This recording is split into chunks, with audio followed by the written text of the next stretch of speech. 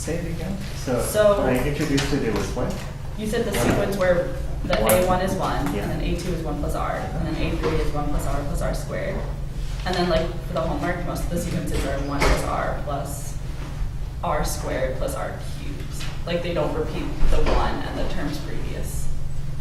So I'm confused how they work. It should be that the geometric sequence looks like this: 1 plus R, 1 plus R plus R squared, 1 plus R plus R squared plus R cubed. This is what a geometric sequence is. Okay. It's just the way we wrote it. Just like in the homework, it's like 1 plus R squared plus R cubed. Like if you put those underneath, like those aren't separate terms. It's like it's the same. This is the first term. Yeah. This is the second term. This is the third term. This is the fourth term. But why do they get split? I don't understand how like in the homework when we're doing like the limit, it's not the limit of that. It's the limit of like the last term. So it's the limit of 1 plus R squared.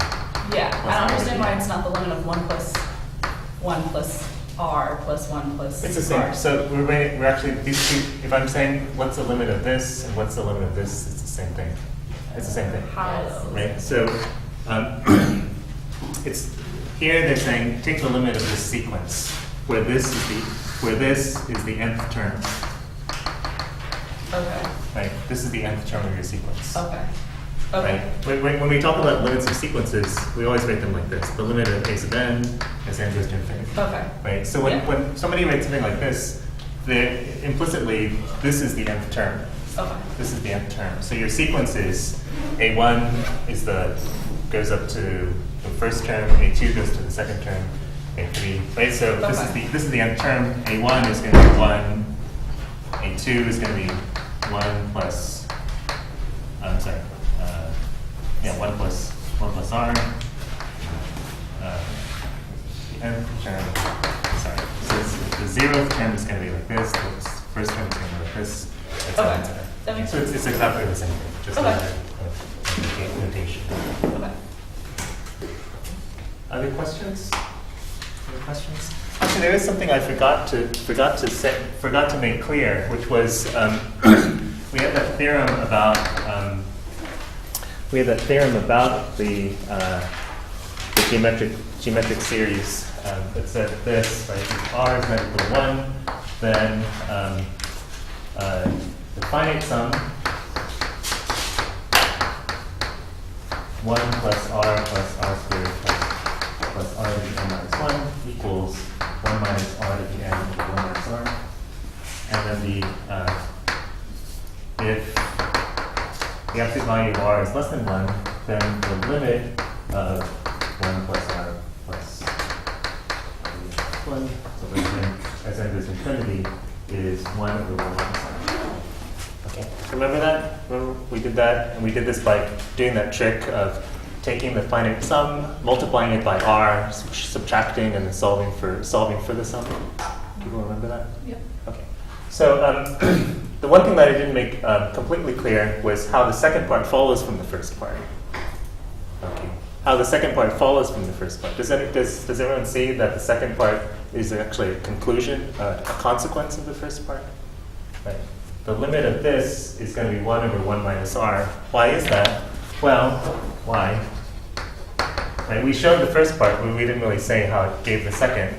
Why does that happen? Well, if we look at this limit, right, 1 plus R to the n minus 1, from the first part, we have an expression for that term. Right? We have an expression for that.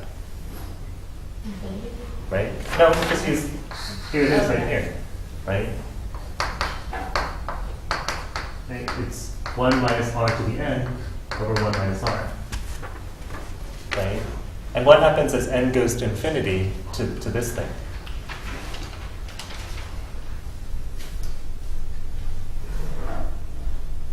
What happens as n goes to infinity? Well, you've got this R to the n, right? Oh, so it goes to 1?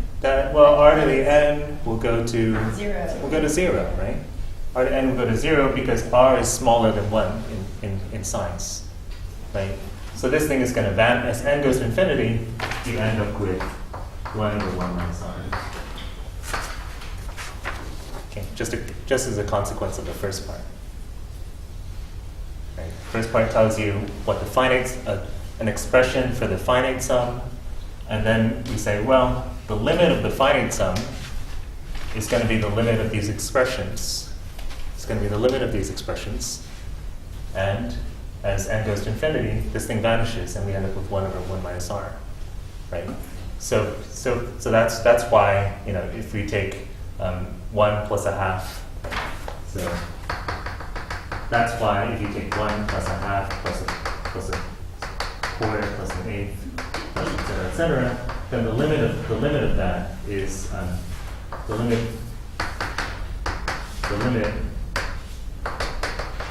of that is going to be 2, right? Because it'll be 1 over 1 minus a half, 2, right?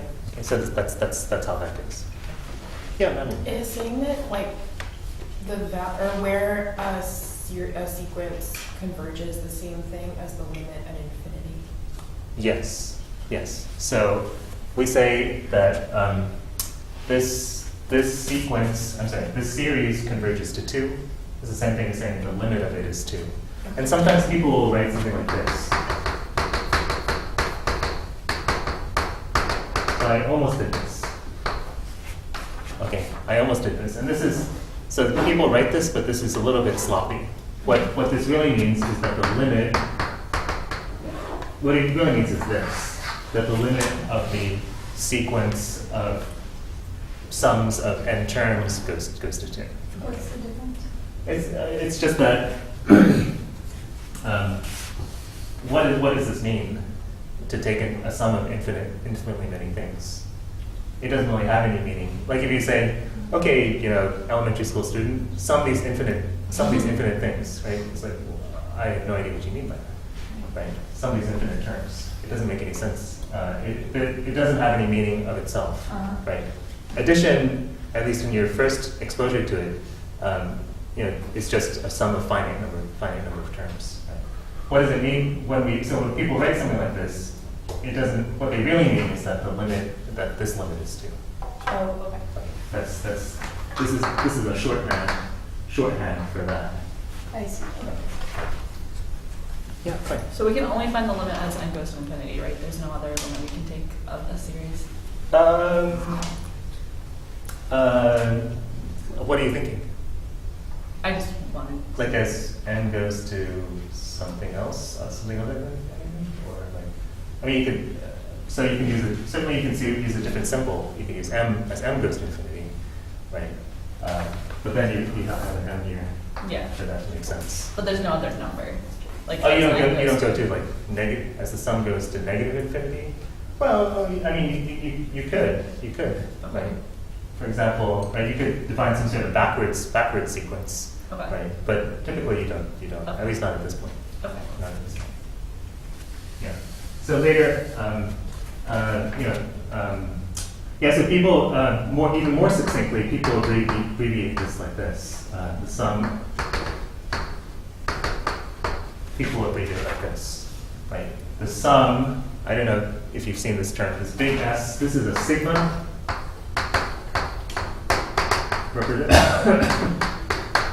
Meaning sum. The sum as n goes to 0.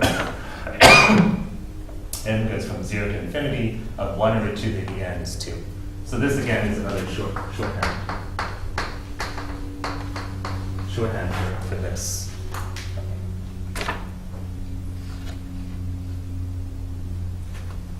Okay. Anyway, that's not something you have to know. But later in the next class you will. Okay. Okay, so we finished up last time talking about the main point of the last section is this thing called the monotone convergence theorem, right? That the monotone convergence theorem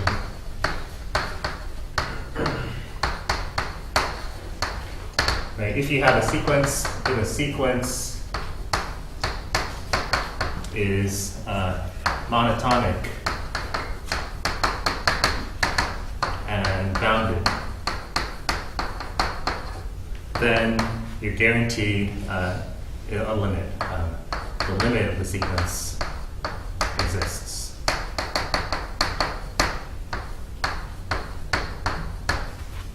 Okay, and monotonic means like increasing or decreasing. If it's an increasing sequence and it's bounded, or if it's a decreasing sequence and it's bounded, then the limit is guaranteed to exist, right? And what we used that for was to, we used it to define irrational exponents, right? What does 2 to the pi, what does 2 to the pi mean? Well, you make some sequence, 2 to the 3, 2 to the 3.1, 2 to the 3.14, et cetera, and you say, well, here we have a monotonic sequence. It's bounded above by 16, say, by 2 to the 4 at the worst, I mean, at worst, at least, right? It's monotonic and bounded above. So we know it converges to something, and that thing that it converges to is what we call 2 to the pi. Okay. So that's how we define irrational exponents. That's one way of defining irrational exponents. It's not the best way. The best way won't be available until you do a little bit more calculus. Maybe in the Calc 2 class, then you'll see the best way of doing it. But that's one way to make sense of this. And just here's a problem with that. The problem with defining it this way is that I'm going to have to just give you a fact and say just accept it, rather than explain why it actually happens. Okay. If you go the other way, the other route, which you might see later, then you can actually understand why this fact occurs. Okay. But so the fact is that irrational exponents behave as just rational exponents. So I should say they have the same properties,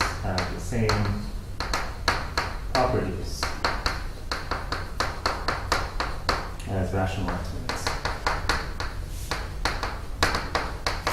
So for example, a to the x plus y is a to the x, a to the y, a to the x quantity to the y is a to the xy.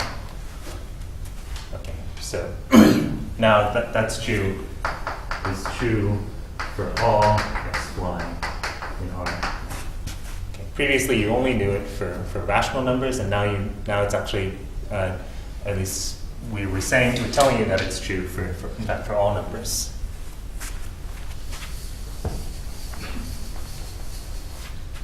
So for example, if I say the square root of 2 to the 2, the square root of 2 to the square root of 2, right? The square root of 2 to the square root of 2 to the square root of 2, well, you can make sense of that now, because you say, well, these are just irrational numbers. These are just exponents. So it's something to a power, right? A to the x to the y, so what's it going to be? Right? It's going to be square root of 2 squared, right, which is 2. So, this may look sort of daunting at first, but it's nothing at all. Can you do that again? Yeah, right. You say, well, look, I know that exponents, if you take something to a power and then raise that to a power, it's the same thing as taking it to the product of the powers, right? So here I'm going to get square root of 2 to the square root of 2 times the square root of 2, right? Well, the square root of 2 times the square root of 2 is 2, right? So you get the square root of 2 to the 2, which is 2. So nothing to be, nothing to be impressed with. Okay, so you can do that sort of thing now. Okay. Any questions? Pretty simple. The last thing in this section is the exponential function.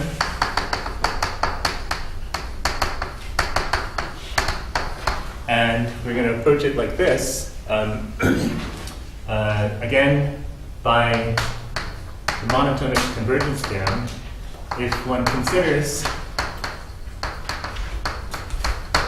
1 plus 1 over n to the n, okay. If you look at this sequence, 1 plus 1 over n to the n, it's increasing.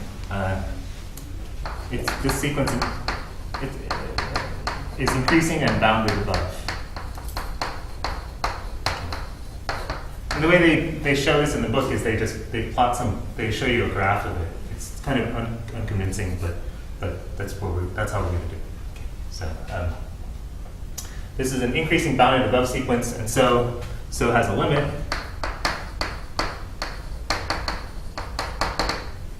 So sort of proof by picture. Yeah. Again, I think this is we're just enforcing this on you, I'm afraid. Okay. So this thing has this excuse me.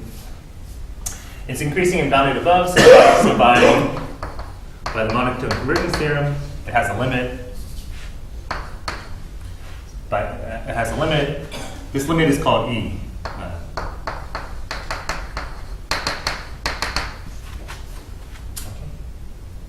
Right. So that's our definition. The number E is the limit of this sequence.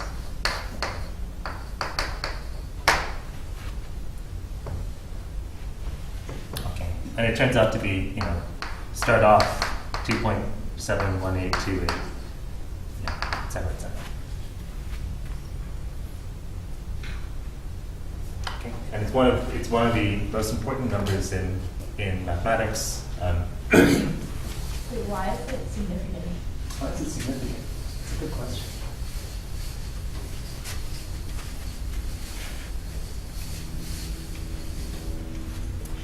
Why is it significant? Let me give you one not so good answer, but let me give you one answer. Okay. It turns out that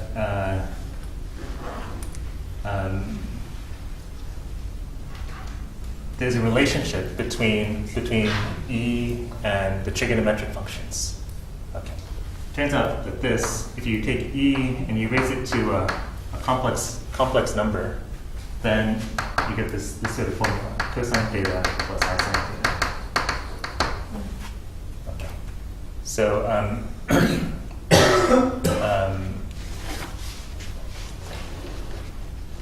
so there's a relation between E and, in some sense, E is the mother of the trigonometric functions. Okay. And maybe in that sense, there's something else called Fourier series, which says that basically any function, this is not exactly true, but what it says is that basically any function can be expressed as combinations of sines and cosines. Okay. Well, if E is the mother of the trigonometric functions, then every function basically can be expressed in terms of sums of exponential functions. Okay. So that maybe gives you some sense of its fundamental nature. Yeah, every function can be expressed in terms of powers of E.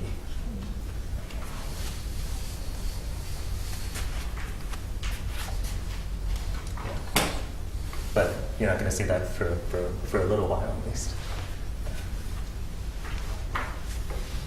Okay, that's a lot. It's not going to happen for a long while.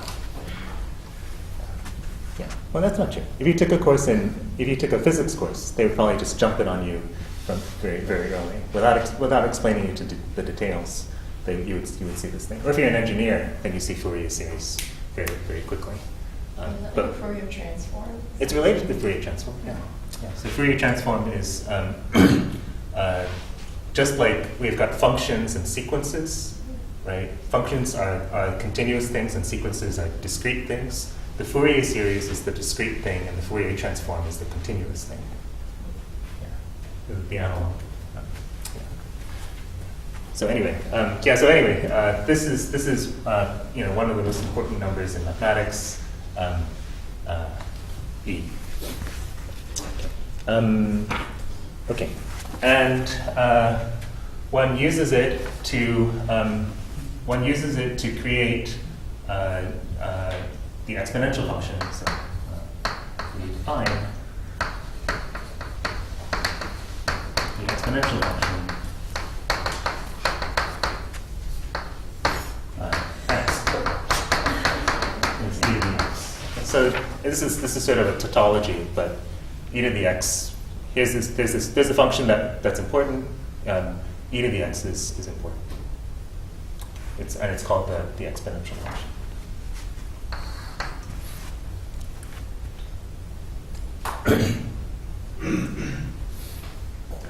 Okay.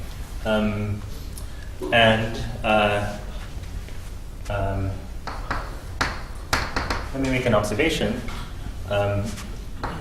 E to the x could also be realized as a limit of a sequence.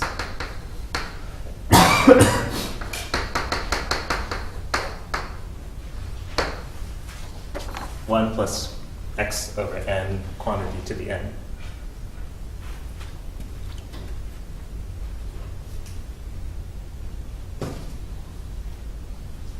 You have this, you have e over here, right? E was this 1 plus 1 over n to the n. It turns out that if you replace that by x, then you get e to the x. Okay, if you replace the 1 by x, you get e to the x. Okay. Here's a simple way of seeing that. I'm just going to do a bunch of rewriting.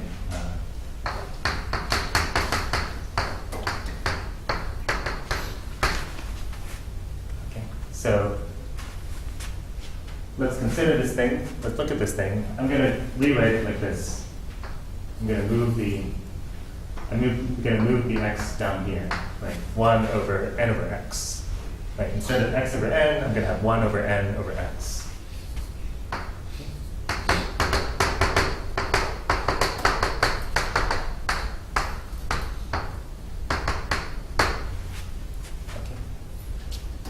And then I'm going to do something else. I'm going to put an n over x, and I'm going to put an x.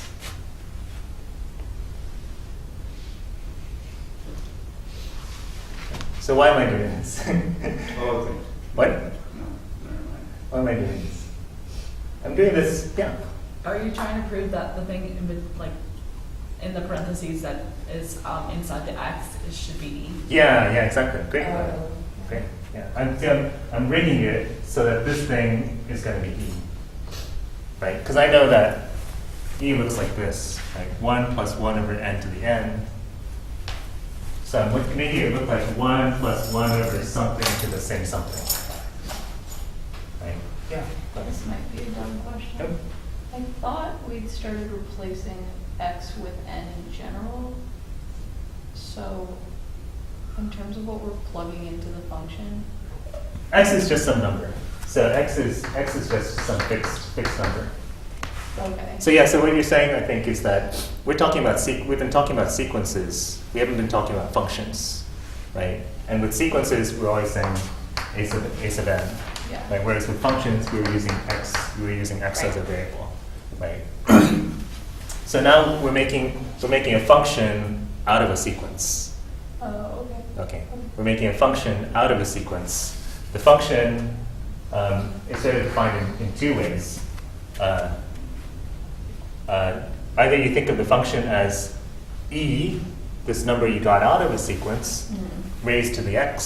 So you make this function f of x is e to the x, where this e was given to us from sequences. Yeah. Right? And what we're saying now is that, in fact, that function can be realized as the limit of a sequence. Okay. Okay. That function can be realized as the limit of a sequence, this sequence. So, for example, if you wanted to evaluate e to the half, one way to do it would be to say to evaluate this sequence, right? So you can get this function via a sequence. Okay. Okay.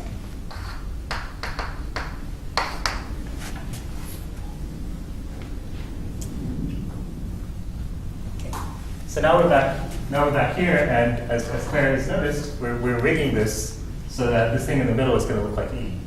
It is E, right? Because by continuity, right, exponentiation is continuous, so we can slide the limit in. Okay. So we slide the limit by continuity, we can slide the limit through the exponentiation. The limit as n goes to infinity, 1 plus 1 over n dx over n dx. Right. And then as n goes to infinity, maybe I'm going to assume x is positive for now. As n goes to infinity, well, this n over x goes to infinity. Right? N over x goes to infinity, n over x goes to infinity. So I might as well say the limit as n over x goes to infinity of this. Right? As n goes to infinity, n over x goes to infinity. Right? So I'm just going to say the limit as n over x goes to infinity. And you see that that's E. Right? The limit as blah goes to infinity of 1 plus 1 over blah to the blah. Right? You could use I could use an m here. I could use any symbol here.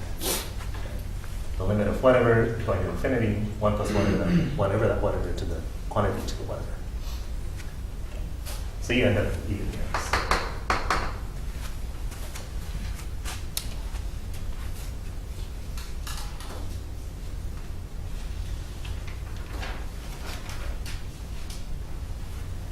Okay, any questions? Any questions?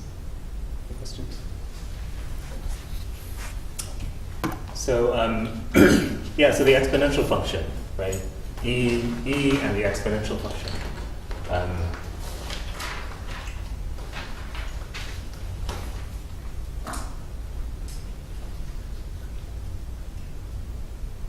Yeah, just stepping back to that.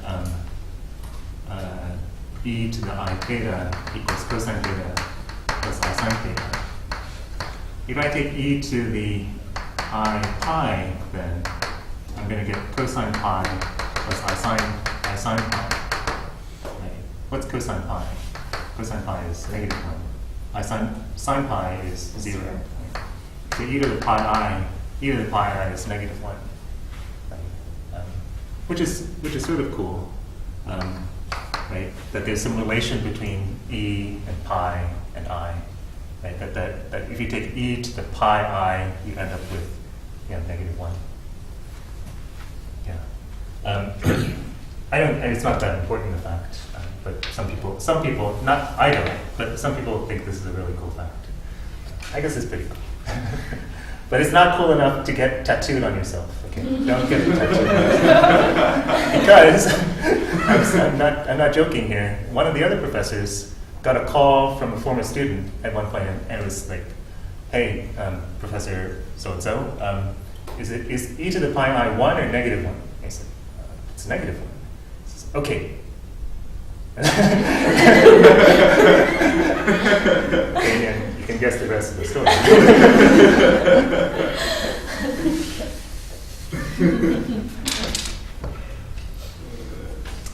Yeah, I don't recommend it. I think it all comes down to the placement, like where it is. I guess so. But no matter where. No matter where. It's just not cool. It's not going to impress. It's not going to impress anyone.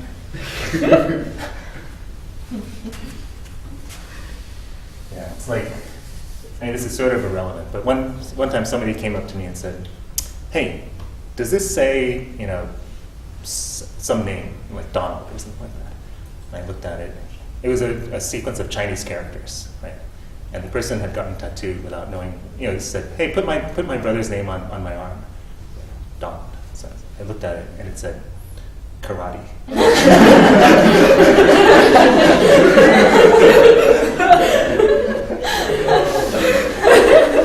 Did you tell them the truth? Yeah, I did.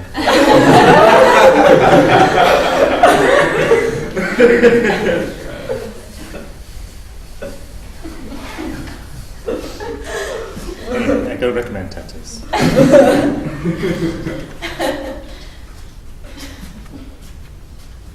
Okay. Okay. So the exponential function, I'm sure you know already, exponential function turns up in nature, turns up in banking, right? If you have a bank, so just so explain the difference.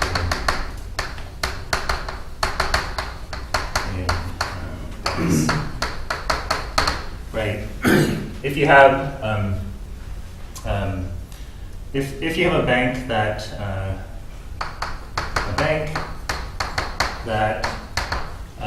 says something like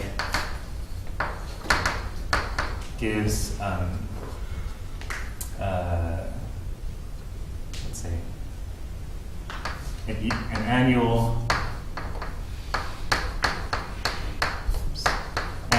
interest rate of R% compounded n times per year, if one has a bank that gives an annual interest rate of R% compounded n times per year, with an initial deposit, initial investment of P not dollars,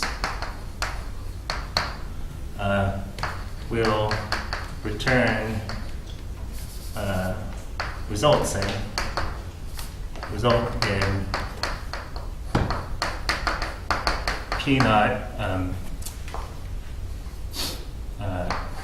1 plus R over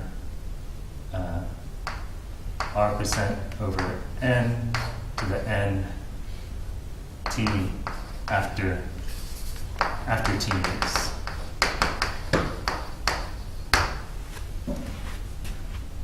By not dollars, you don't mean not dollars, you mean like P naught and then like dollars, right? Yeah, P naught. This is a number. Yeah. P naught. Yeah. P naught dollars. Sure.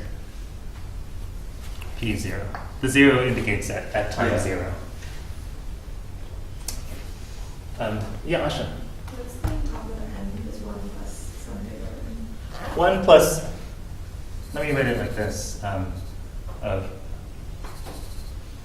R in percent. So R, so like that's a percent sign. So if, say like, if R is 0.05, if it's 5%, you're gonna have a 0.05 here. Okay, yeah. Stefan. And that equation is it equivalent to PE to the RT? Not yet.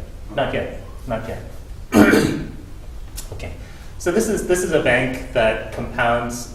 Have people seen this before? People seen this before? Yeah. Anyone? Close your eyes. Raise your finger if you haven't. Close your eyes, please. Everyone, close your eyes. Raise your finger if you have not seen this before. Okay. Open your eyes, please. Okay. So the vast majority have seen it. For anybody who hasn't seen it, come and talk with me sometime, and I'll lay it out more clearly. But basically, it's like this. You start out with your money, right? And then after 1 year, you're going to get. So if the bank compounds 1 time a year, right? Compounds the interest 1 time a year, then after 1 year, you're going to have this, right? You're going to have your initial money plus 1 times your initial money plus 0.5 of your initial money, right? That's how much you would have after 1 year, right? If they compounded every month, what does that mean? That means that every month they multiply by 1 plus 0.05 over 12, right? This would be after 1 month. This is what they multiply by, and after 2 months, they do it again. After 3 months, they do it again. After the year has passed, that's what you would have after 1 year. So this would be compounded, so 1 year compounded monthly, right? 1 year compounded annually would be this.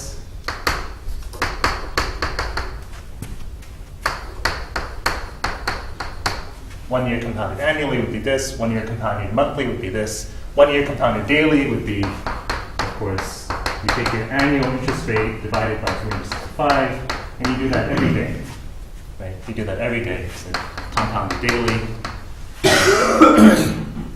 Okay, and then, right? So this is the general formula, right?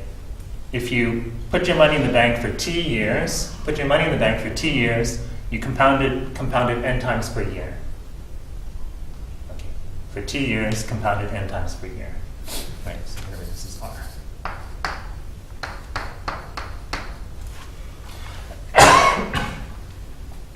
Okay, and you notice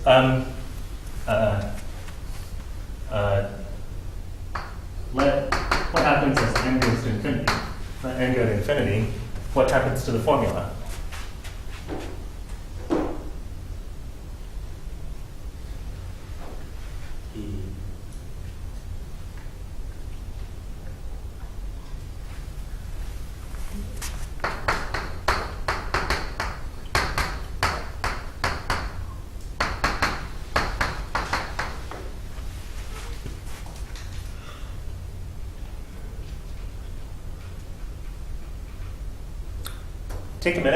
Take a minute and see if you can figure it out.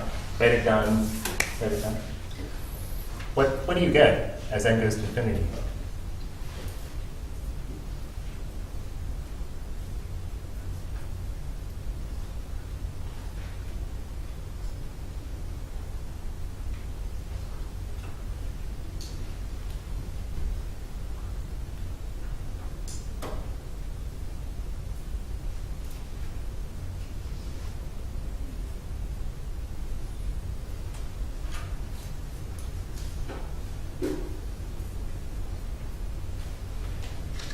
Stefano, I think you were the first to talk, so tell me what you did. I thought before E was what you said before, but it seems like 1. I don't know, because it seems like if n approaches infinity, then R over approaching infinity would approach 0. So then it would be 1. And then infinity times t, like approaching infinity would be like infinity, and 1 to the infinity is still 1. What was this? This was E, right? Yeah. Now, if what you just said was true, then this would also be 1. Right. Yeah. But it actually turns out to be. Yeah, I didn't understand it. Yeah. Yeah. I guess it involves E, and there's an R somewhere else. Okay. That comes into this difference. Okay.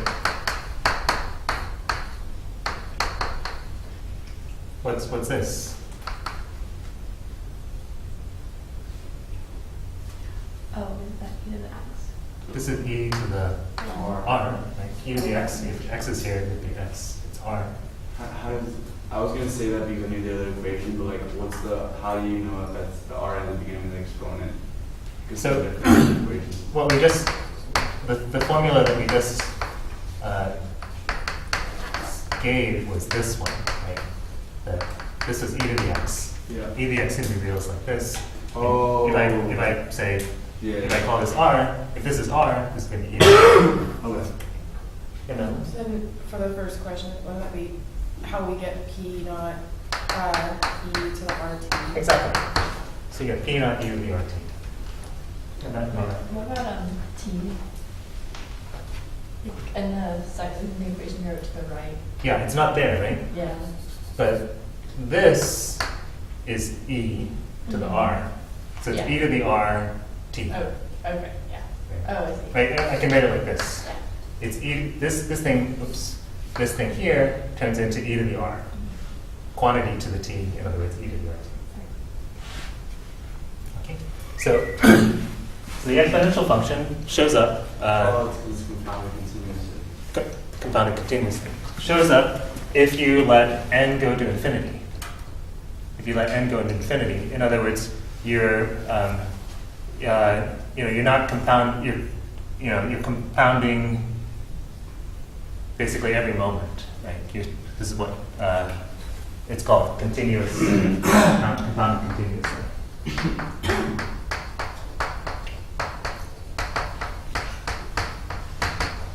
You're not compounding at specific times, like at the beginning of the month, or each day. But you're compounding continuously, infinitely many times.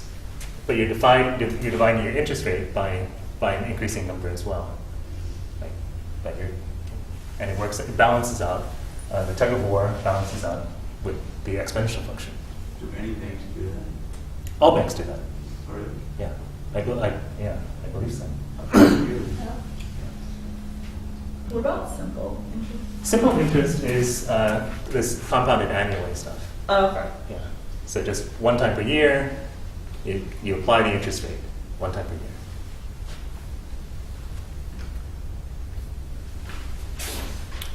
Yeah, we. Does it work if you take out like from principal investment, like withdrawals? If you start taking out money at the same time, then the formula becomes more complicated. Yeah, it won't be. It's not so straightforward. This is only for you put the money in at one point, and then you let it stay there. Okay. So yeah, it's not. This is not for withdrawing at the same time. In fact, I don't know of any good formula for withdrawing at the same time. Rather, I think one would have to create a model, and then like a computer model, and then just run it for a simulation. Okay. Okay. So okay. So one game that people often play is the doubling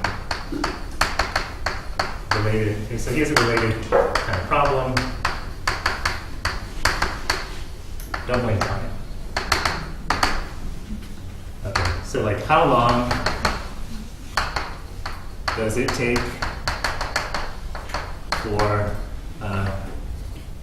my money to double? Okay. So you have this thing, p at time t is p naught e to the rt, right? Or more precisely, how does that depend? How does that time depend on the interest rate? Right? How does that time depend on, in what exact way does that time depend on the interest rate? Okay. And the game is, of course, you say, well, I know that p of t is p naught e to the rt, so I'm wondering, for what t is p of t equal to 2p naught? Right? I started out with p naught. I'm wondering when I get 2p naught. Right? And it's easy to calculate, right? What do? Somebody just tell me, what do I do? What do I do to figure out this time? Just what? Divide the two over. Divide. So I know I want this to be this, right? I'm wondering at what time p of t equals 2p naught, right? So that's the same question as for what t at what time e to the rt, right? And so you take, how do you solve for t? Take the natural log. Natural log of 2 equals natural log e to the rt. Logarithm, you can pull the exponent down. RT, natural log 2. So in other words, my time is going to be natural log of 2 over the interest rate.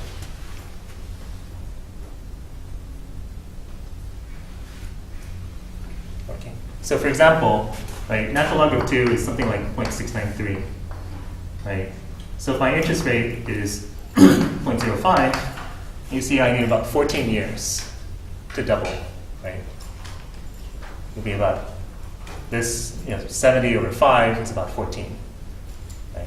So if you had a 5% interest rate, you put your money in, at some point, 14 years later, your money will have doubled in apparent value, although of course inflation will be eating away at the same time. Sorry, that's just reality, right? But that's how you want to think, right? If you have a 10%, if you have an investment that gives a 10% return, well then in 7 years your money will double, which is pretty good, right? Again, ignoring inflation. Mariah, yes. So the natural log just has e as a base? That's right. Natural log is the log using this great number e. Okay. So when I was young, in my 20s, I always kept this in mind, right? Anything that I spent, I thought, well, let's see, how many doubling times do I have until I retire? At that time, it was maybe, so if you think, if you know, maybe at that time the interest rate return was about 10%. So every 7 years, you think your money would double, right? It's like 0.01. Yeah. This was Okay. So at that time, you think, well, every 7 years the money will double, and there's maybe six doubling times, 6 or 7 doubling times before I retire. Right. So 7 doubling times. Right. 7 doubling times let's just say six doubling times. Okay. So that's 64 times. Right? If you put something in at that time, then when you retire, you'd have 64 times that. Right? You put in $100 now, you know, six doubling times later, you're going to have $6,400. Right? So when I was in my 20s, I spent very little, right? Because I always thought, am I going to spend this, $10 now, or do I want $640 later? No, I'm not going to spend the $10. Of course, I don't know if this is a good way to live, but that's how I live. Yeah. So yeah. When I got married, my father said, "Don't live as you have been living. Don't continue to save money as you have been saving money until now." Right? Because it's not so good for it's okay if you're by yourself, but not with other people. Okay. So anyway, keep in mind doubling times as you leave and start making money. Right? It's something to be very conscious of. Right? If you save when you're young, then you should have a fair amount, when you're older. Right? And if you don't, you'll never be able to retire.